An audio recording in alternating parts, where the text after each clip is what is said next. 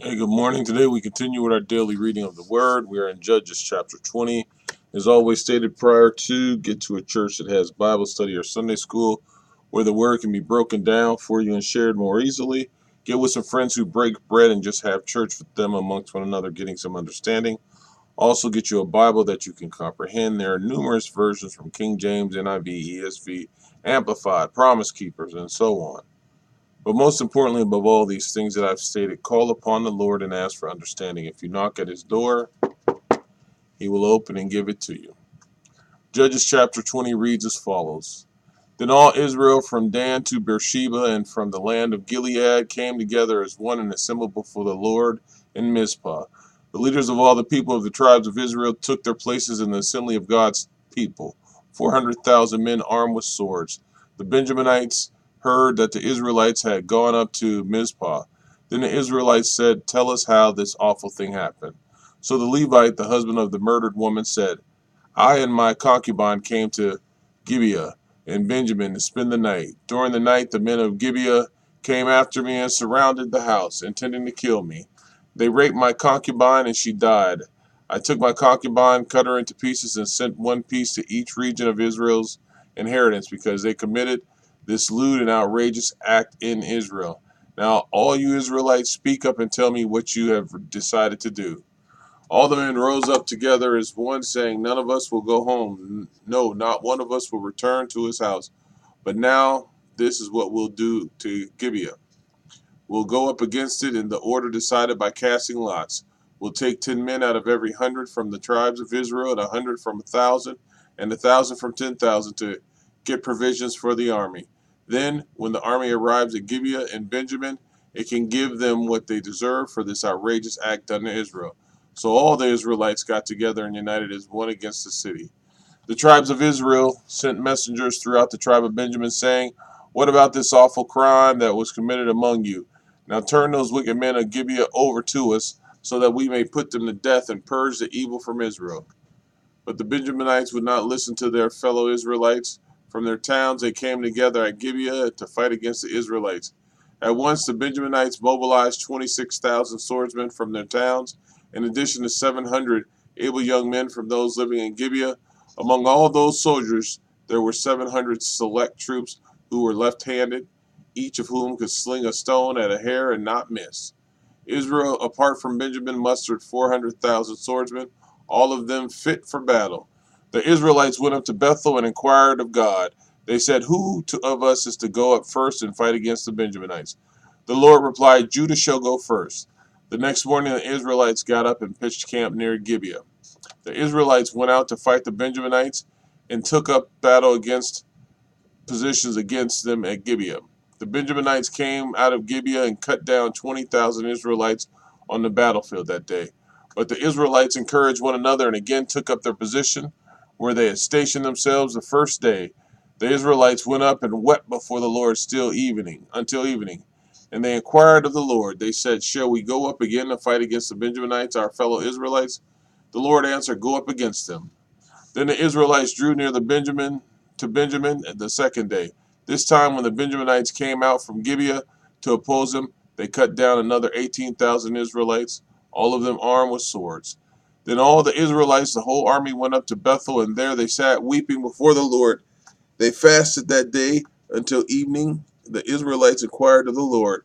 In those days, the ark of the covenant of God was there, with Phinehas, son of Eleazar, and son of Aaron, ministering before it. They asked, "Shall we go up again to fight against the Benjaminites, our fellow Israelites, or not?"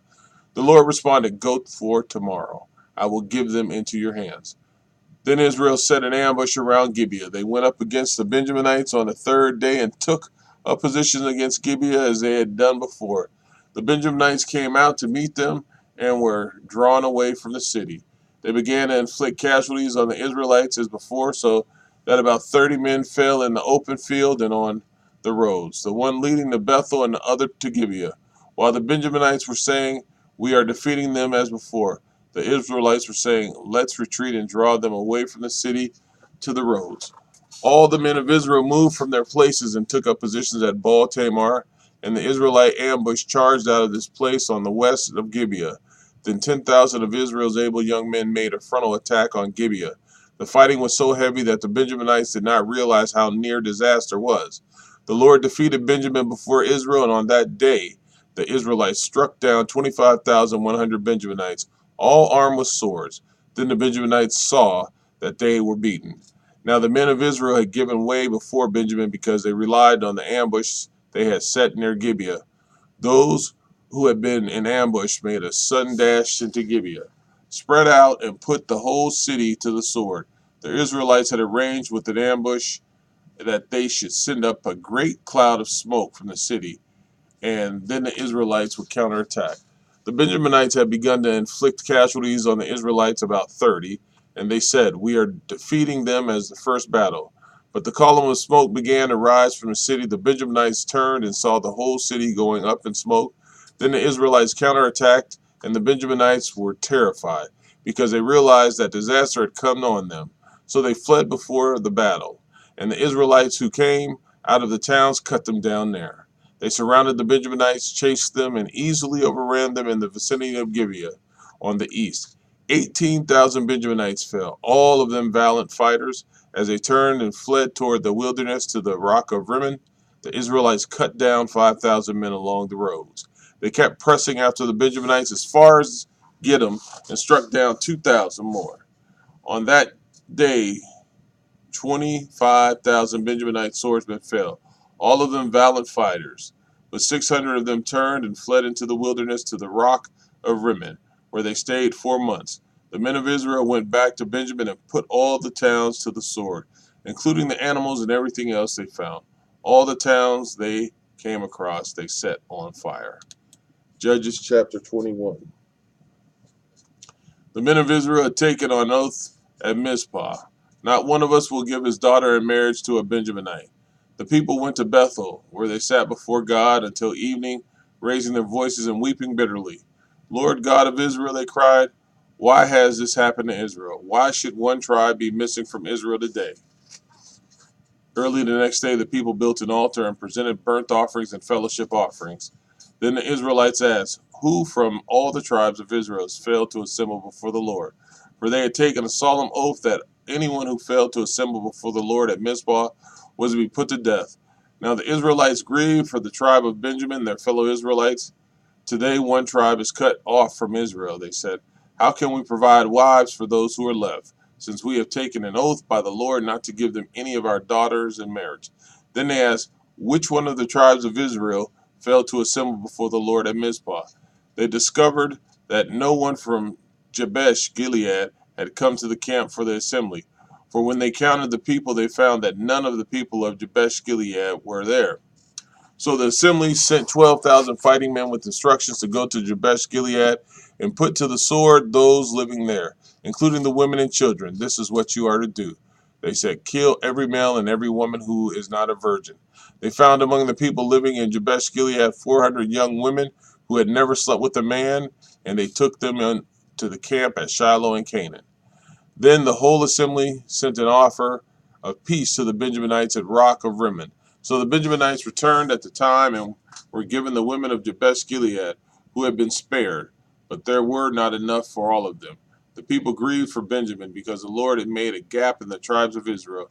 And the elders of the assembly said, "With the women of Benjamin destroyed, how shall we provide wives for the men who are left? The Benjaminite survivors must have heirs," they said, "so that a tribe of Israel will not be wiped out. We can't give them our daughters as wives, since we Israelites have taken this oath. Cursed be anyone who gives a wife to a Benjaminite. But look, there is an annual festival of the Lord in Shiloh, which lies north of Bethel, east of the road, and that goes from Bethel to Shechem and south to Lebonah." So they instructed the Benjamites, saying, "Go and hide in the vineyards and watch. When the young women of Shiloh come out to join the dancing, rush from the vineyards, and each of you seize one of them to be your wife.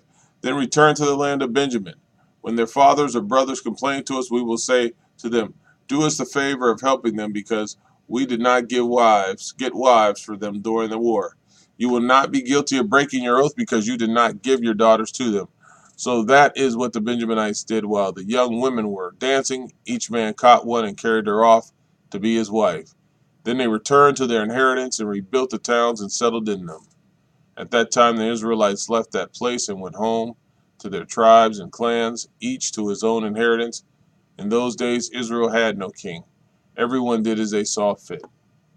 Amen.